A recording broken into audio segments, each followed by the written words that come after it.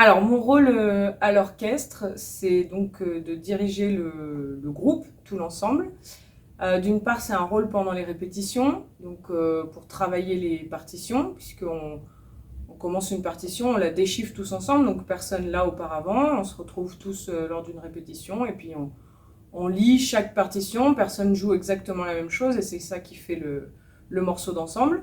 Donc moi ici, je vais aider déjà à bien lire chaque passage, que rythmiquement tout le monde sache ce qu'il a à faire pour les notes, pour la justesse.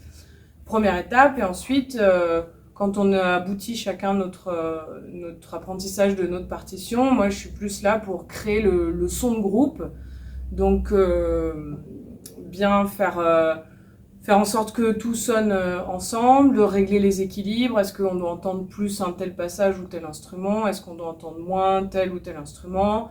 Régler aussi les vitesses, parce que les morceaux, ils ont des vitesses particulières, mais parfois on les adapte parce que ça va un peu trop vite ou parce qu'on a envie d'une autre interprétation plus rapide, moins rapide, etc. Mon rôle aussi sur ce type d'orchestre, c'est pas uniquement de gérer les répétitions, c'est donc d'aller jusqu'au concert, de diriger aussi l'ensemble lors des concerts, et puis d'organiser tous les projets de l'orchestre toute l'année. Donc organiser les concerts, organiser les moments de convivialité aussi. Ça peut passer pour nous par des week-ends d'orchestre, par des repas, par des week-ends de répétition, et puis par le moment du concert. Donc aussi en tant que chef d'orchestre, je donne le départ du morceau, déjà le départ du tout début, mais aussi chaque instrument ne joue pas du début à la fin tout le temps, et donc on a parfois des mesures à compter. Et donc le rôle aussi du chef d'orchestre, c'est de pouvoir donner les départs aux instrumentistes au milieu de la partition.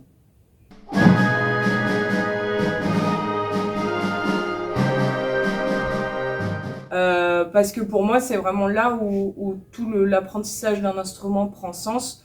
On prend des cours individuels de son instrument, mais c'est au moment où on se retrouve tous ensemble qu'on met en morceaux en place tous ensemble avec toutes les voix, tous les instruments, que vraiment on donne du sens à l'apprentissage et à la rigueur qu'on peut mettre dans le travail sur notre instrument. J'adore aussi les orchestres de jeunes, ils l'ont tous dit dans toutes les vidéos, mais pour l'ambiance, et c'est vrai que c'est aussi pour ça que j'aime diriger les orchestres de jeunes, parce que toutes les périodes d'adolescence qui sont formidables, toute la convivialité qu'ils ont entre eux, tous les échanges qu'ils ont entre eux. Ici en plus, il y a le côté un peu famille, parce que on a des adultes qui viennent, qui sont souvent membres de la même famille, qui viennent avec leurs enfants, ou alors avec des frères et sœurs. Donc ça, c'est très chouette.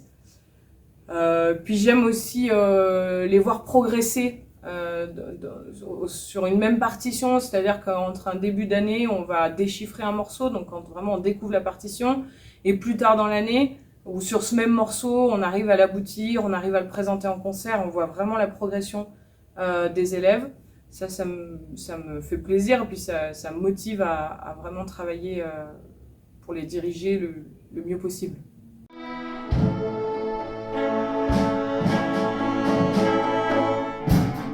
Je dirais, lancez-vous. Vraiment, n'importe quel âge, aucune connaissance, il n'y a aucune prérogative, lancez-vous. Finalement, dans plein d'écoles de musique, vous trouverez la possibilité de débuter à n'importe quel âge. Il y aura des cours pour vous apprendre la partie plus théorique, pour apprendre à lire les partitions à votre rythme. Et puis, le moment où vous apprendrez à utiliser votre instrument. Et puis surtout, au bout de quelques années, vous pourrez faire partie d'un ensemble et réaliser des concerts avec un groupe que vous retrouvez chaque semaine, voire plusieurs week-ends de suite quand vous avez des événements.